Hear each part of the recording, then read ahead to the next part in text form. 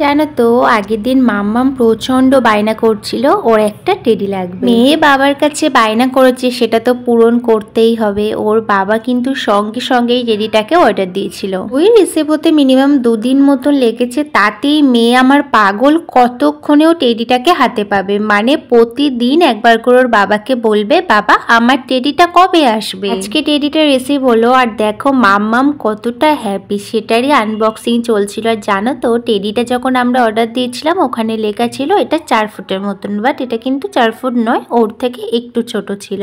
তবে যেহেতু মাম্মাম এখনো অনেকটাই ছোট, সেই কারণে মানে এক্সচেঞ্জ করলাম না, কারণ রেখেই দিলাম। আবার যখন মাম্মাম বড় হবে তখন আবার অন্য একটা নাই দেওয়া যাবে। যাই হোক, এখানে টেডিটাকে নিয়ে আমি তো খুব মানে কি বলবো, আমার মাম্মামের থেকে আমি যেন বেশি এক্সাইটেড টেডিটাকে পেয়ে। যাই হোক, আমার কিন্তু টেডি বরাবরই খুবই ভালো লাগে। জানো তো ছোটবেলায় কিন্তু টেডি খুবই ভালোবাসতাম। মানে আমার একটা বিছানা হবে, তার মধ্যে টেডি দিয়ে সাজানো থাকবে, টেডির বিছানা হবে, এরকম স্বপ্ন দেখতাম।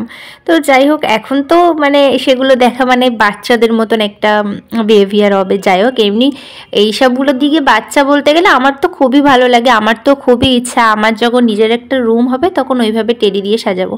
তবে এখন সেভাবে ওইগুলো না আর পূরণ করি না বলতে গেলে। এখন মাম্মাম যেহেতু হয়েছে, এখন মাম্মামের দিক দিয়ে কিন্তু পূরণ হয়ে যায়। জানো তো আমি কিন্তু বরাবরই ঘর সাজাতে ভীষণ ভালোবাসি। আর মাম্মাম যেহেতু এখন এই বায়নাগুলো করতে শিখেছে, এখন এই ছোট্ট ছোট্ট টয়েসগুলো এনে কিন্তু ঘর সাজাতে বেশ ভালোই লাগবে। আজকে প্রায় অনেক দিন পর পেটাই পরোটা খেলাম, কারণ আগে কিন্তু অনেক দিনই প্রায় পরপরই খেতাম। এখন একটু কম খাওয়া হয়, যেহেতু আমার না একটু পেটের খুব সমস্যা হয় এইটা খেলে, সেই কারণে একটু কম খাওয়া মানে কমিয়ে দিয়েছি আর কি। আজকে যেহেতু সানডে, সেই কারণে আজকে বাড়িতে চিকেন আনিয়েছিলাম। আর আজকে রান্না করব চিকেন আর হচ্ছে পটল ভাজা। এই হচ্ছে রেসিপি দুপুরের মেনু। জানো তো কালকে ওর পাপা বাড়িতে ছিল না, কালকে নাইট ডিউটি কাজ করেছে, সেই কারণে আজকে সকালবেলা বাড়ি আসবে, দেন খাওয়া দাওয়া করে কিন্তু ঘুমাবে। তাই সকাল সকালই কিন্তু রান্নাটা বসিয়ে দিয়েছি। যেহেতু আজকে সকালে রান্নার কোনো রকম ঝামেলা ছিল না, সেই কারণে কিন্তু আজকে রান্নাটা কিন্তু একটু দেরিতেই চাপিয়েছি। মানে পুজো দিয়ে সব কমপ্লিট করে দেন কিন্তু রান্নার কাজে এসেছি। বাড়িতে যখনই চিকেন আনি একটু কষা কষাই রান্না করি, বাট কেন জানি না আজকে আমার না চিকেনের পাতলা ঝোল খেতে ইচ্ছা করছে। সেই কারণে ভাবলাম যে একদম পাতলা করে মশলা একদম হালকা দিয়ে একটু পাতলা ঝোল বানিয়েছি। দেখো কত সুন্দর লাগছে না। খাওয়া দাওয়ার পরের ভিডিও কন্টিনিউ করা হয়নি। সো ভিডিওটা কেমন লাগলো জানিও।